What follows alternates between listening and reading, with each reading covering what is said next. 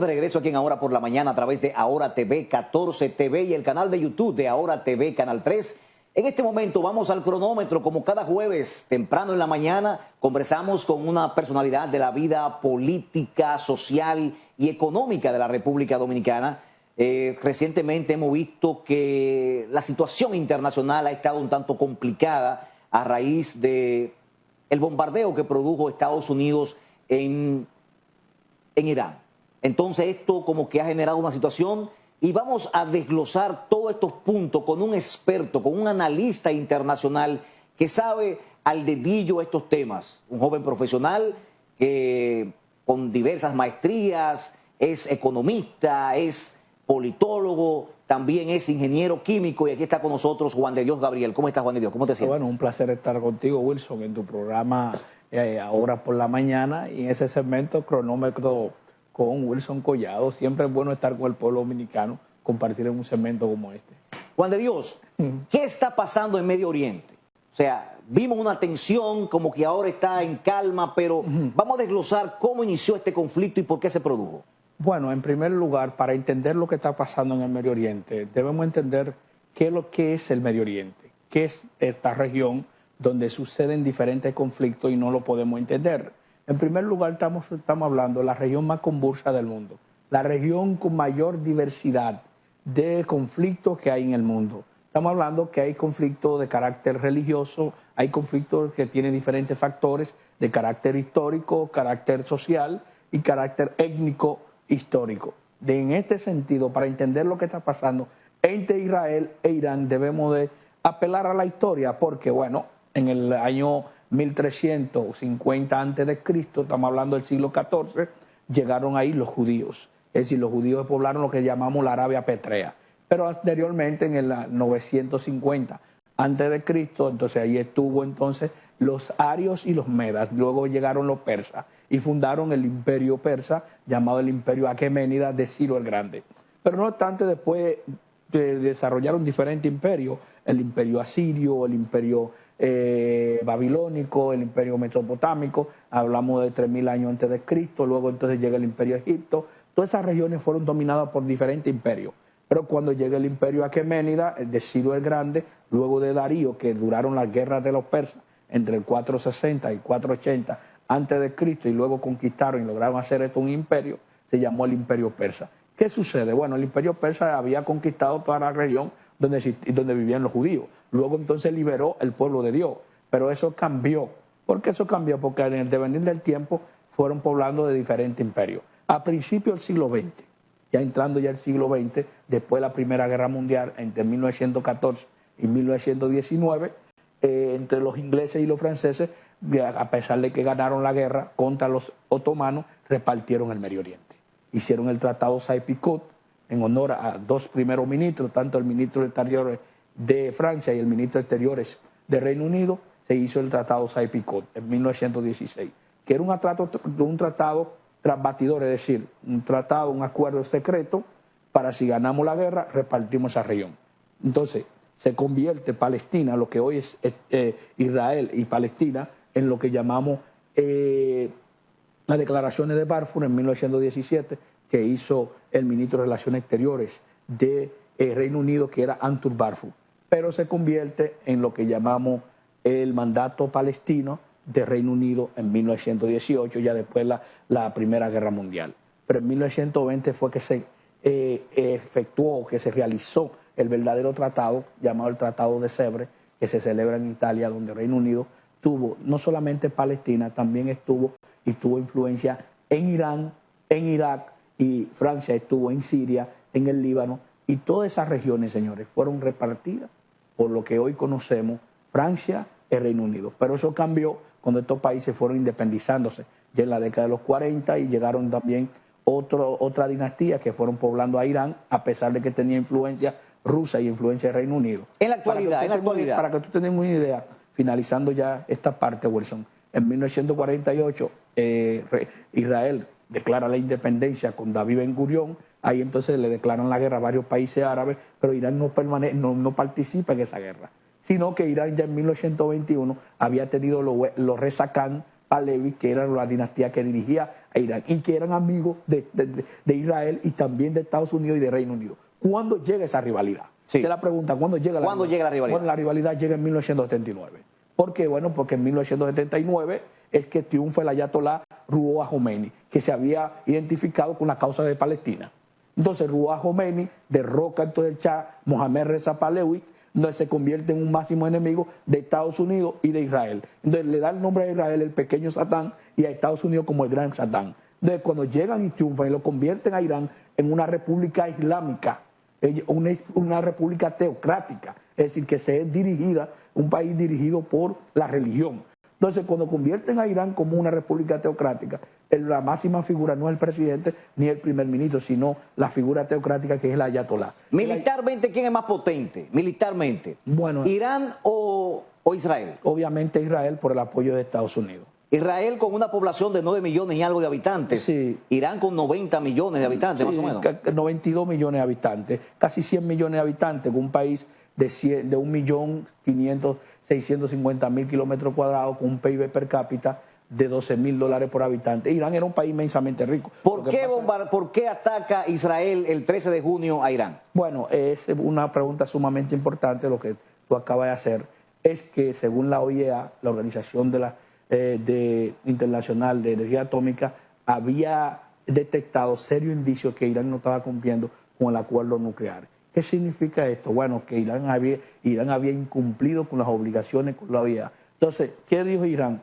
Bueno, si Israel entonces entra en eso, nosotros vamos a declarar y le vamos a decir al mundo cómo fue que Israel obtuvo las armas nucleares. Porque Israel, a pesar de que Israel no ha dicho públicamente que tiene armas nucleares, pero técnicamente lo tiene. Entonces, ¿qué dice Irán? Bueno, nosotros le vamos a decir al mundo cómo ustedes obtuvieron su arma nuclear y que la OIEA no dijo nada. Entonces Israel dijo, bueno, si Irán revela, nosotros vamos a atacar. Entonces Irán entonces dijo, si Israel no ataca a nosotros le vamos a dar una respuesta duradera. Efectivamente, Israel el día 13 de junio bombardeó y eliminó a 3 mandos militares. Estamos hablando. Israel bombardeó a la región de Teherán, donde estaba la Guardia Revolucionaria, y eliminaron al señor Hassan Salami, que es el máximo líder de la Guardia Revolucionaria de Irán. Pero también eliminó a Mohammad Bagheri, que era el jefe de Estado Mayor de Irán, y eliminó a otros brazos ejecutores importantes, tanto de la Fuerza Aérea, de la Fuerza Revolucionaria de Irán. Eso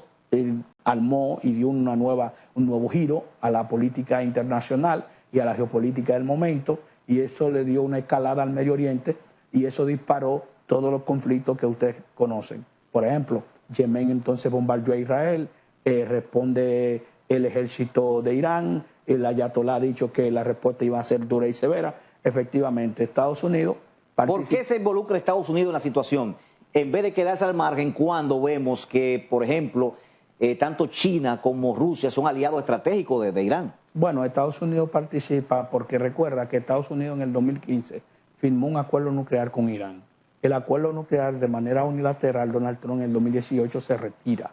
¿Por qué Donald Trump se retira? Bueno, porque en principio se había dicho que el acuerdo nuclear iba a afectar a Israel, porque Israel había dicho que es un acuerdo nuclear que Estados Unidos había caído sumido ante Irán. ¿Por qué? Bueno, porque ese acuerdo planteaba que Irán iba a utilizar el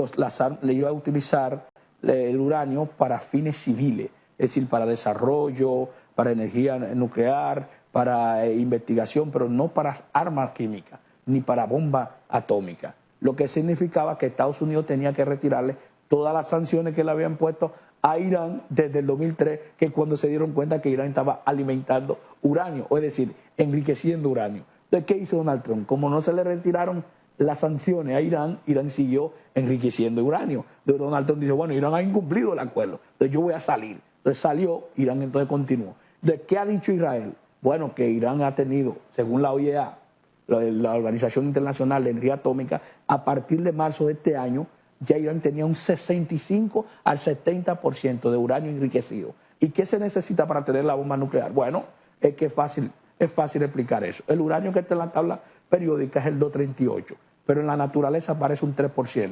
Pero ese 3%, hay un 0.7% de lo que tú necesitas para hacer la bomba nuclear, que es el uranio 235.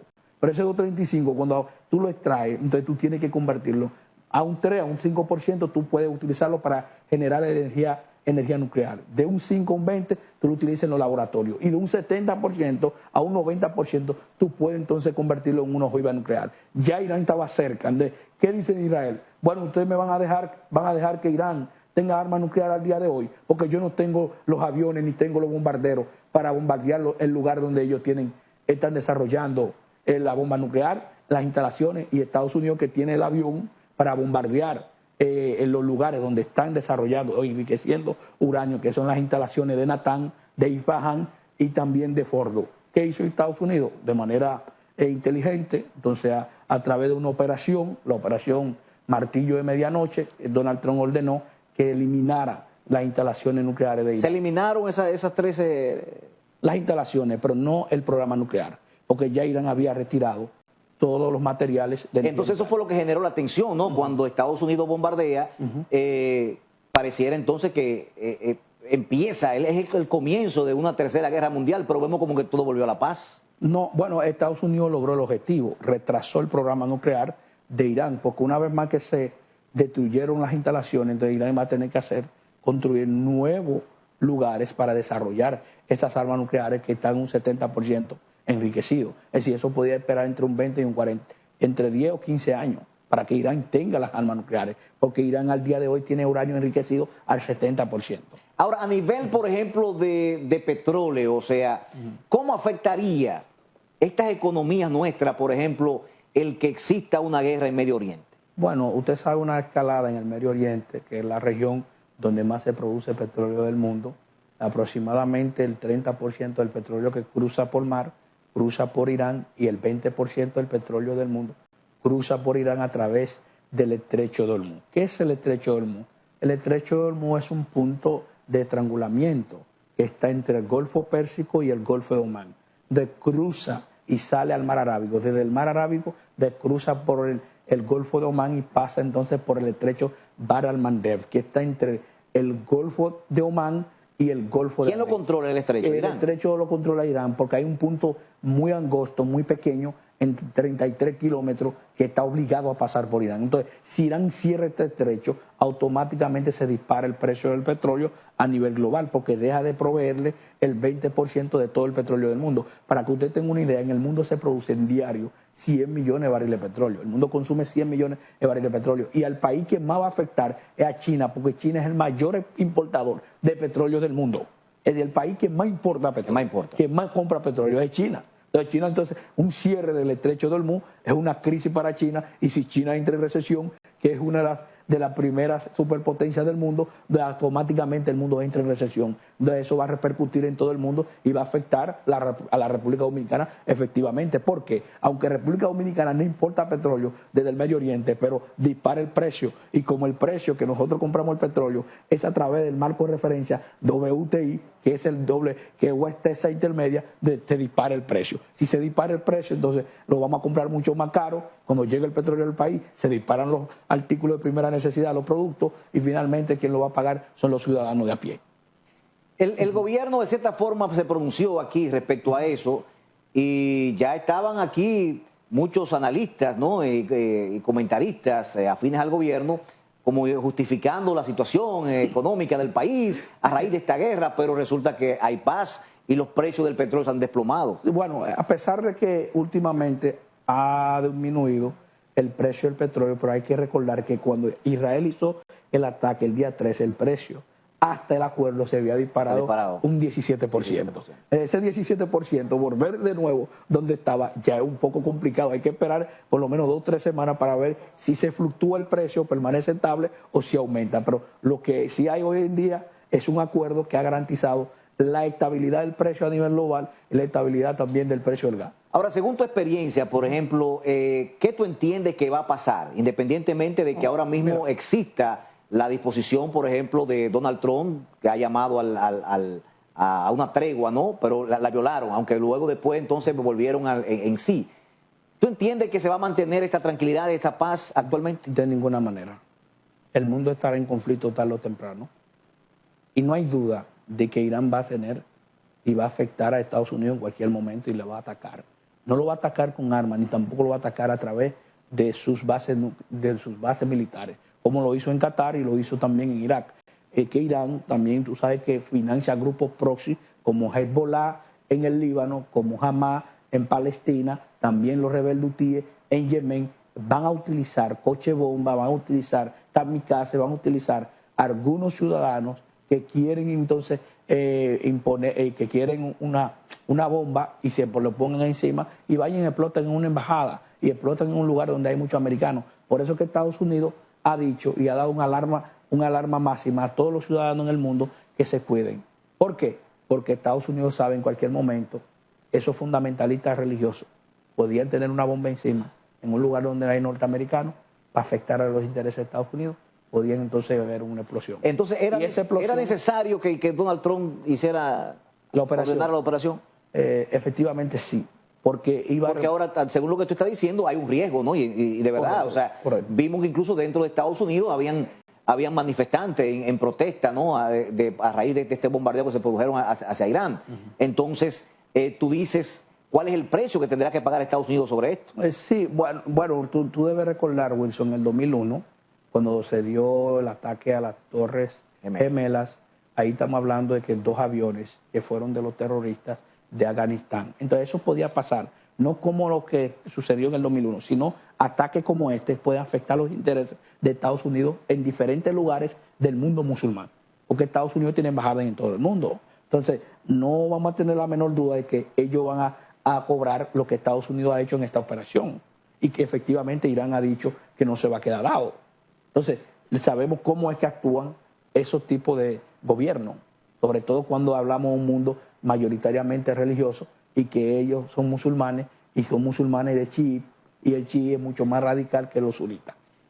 Estamos prácticamente finalizando, pero hay un tema que no me gustaría dejarlo y es un comunicado que emitió Estados Unidos respecto a sus nacionales que estén en Haití. O sea, ¿qué lectura tú le das a eso? O sea, nos hemos sorprendido todos con este comunicado. Bueno, tú sabes que hay una tormenta tropical que se ha anunciado y que en Haití también va a pasar esa tormenta tropical y ese fenómeno natural que se dice que va a bordear y va a entrar en Haití, y tú sabes que en Haití no hay seguridad en este momento. Entonces los ciudadanos norteamericanos que se encuentran allá, aparte de las pandillas, el grado de inestabilidad, y nosotros estamos viendo un fenómeno natural que va a entrar allá, podría afectar entonces. Pero esa lectura de la tormenta la estás dando tú, esa tormenta todavía está lejos. Sí, pero también los americanos, tú sabes que dan alerta a sus ciudadanos para de aquí a que llegue ese tipo de fenómeno natural, no afecta a los ciudadanos.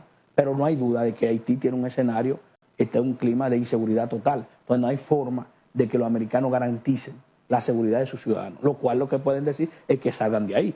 ¿Y cómo lo están haciendo? Porque Haití en este momento es el país más inseguro de toda América Latina y del mundo. Estamos hablando de más de 47 muertes por cada 100.000 habitantes. Entonces eso ha superado todos los países de toda la región. Entonces, ¿qué pregunta fue la que tú le hiciste a Luis Abinader en la semanal? No, yo le di al presidente que en el 2022, cuando Rusia hizo la invasión a Ucrania, él había emitido un decreto en marzo que iba a entrar en vigor a partir del mes de abril, que él habló de que cuando el precio del petróleo estuviera en 85 a 115 dólares, el gobierno iba a congelar el galón de combustible. Y cuando sobrepasara los 115 dólares, entonces se iba a aplicar la ley, y cuando disminuyera por debajo de 85 dólares, entonces se iba a disminuir el precio del galón de combustible. Yo pregunté si se mantiene ese conflicto y el rango estuviera ahí, ¿qué va a hacer el gobierno? ¿Si va a subsidiar o no? Y el presidente me dijo, tendrían que ver y analizar, pero él dijo que han subsidiado alrededor de 6.500 millones de pesos. Pero no te respondió. Te mareó. Tú estás con Chubasque. Chubasque dijo como que Luis tiene que seguir ahí. Y el ingeniero Albuquerque también lo ha dicho, pero yo no estoy de acuerdo con eso. Ya él modificó la... No, pero Albuquerque dijo que está bien, que sí, que él merece, pero que ya no puede ir. Sí. Albuquerque es un tigre. pero 2 zorros políticos alentando a un presidente de la República que ha hecho una reforma constitucional en el 2024 que ha sido histórica y que yo entiendo que esa reforma marca un antes y un después la política dominicana. De manera que yo creo que el presidente no va a aspirar, a pesar de que le están tirando flores, porque hay un grupo de lambones. Eso siempre pasa en los gobiernos. Pero yo entiendo que el presidente Abinader ha terminado su vida política después que hizo esa reforma constitucional. ¿Quién entiendes tú de los presidenciables que hay ahora es el que tiene posibilidades para el 28? Es una pregunta compleja lo que tú me estás diciendo, lo que tú me estás haciendo, porque debemos analizar cada uno de las fortalezas. Pero yo entiendo que para que el PRM siga gobernando, al día de hoy el que tiene la preferencia es David Collado. Pero aunque yo no lo estoy apoyando, porque yo soy PRMista, pero yo creo que David Collado es la figura que mejor garantiza la victoria del PRM en el 2028. Obviamente no tiene la estructura para ganar, no sé si lo está trabajando, pero yo creo que Yayo San Lobatón también representa una buena opción dentro del PRM y que podía entonces competir y sacar un buen porcentaje. Lo que pasa es que hay muchos liderazgos que son con decreto. Bueno, Entonces, cuando tú manejas un presupuesto es fácil. Hay que ver, tienen que ganar elecciones primero. Bueno, todos tienen un derecho legítimo, como lo es Carolina por la visión de su padre, por ser un expresidente. Está el doctor Guido Gómez Mazara, está Wellington Arnaud y ahora aparece la figura de la vicepresidenta que lanza un proyecto a la presidencia de la República. No sabemos al día de hoy cómo eso va a terminar. Usted sabe muy bien la historia del PRD. Hay que ver qué tan unificados están los precandidatos para un proceso electoral venidero. Lo que sí yo entiendo que Yayo San Lobatón debería ser el candidato del PRM para el 2028. Juan de Dios, gracias por estar con nosotros a esta hora de la mañana, tempranito en este jueves. Así que seguimos con mucho más del contenido de Ahora por la Mañana. Regresamos en breve.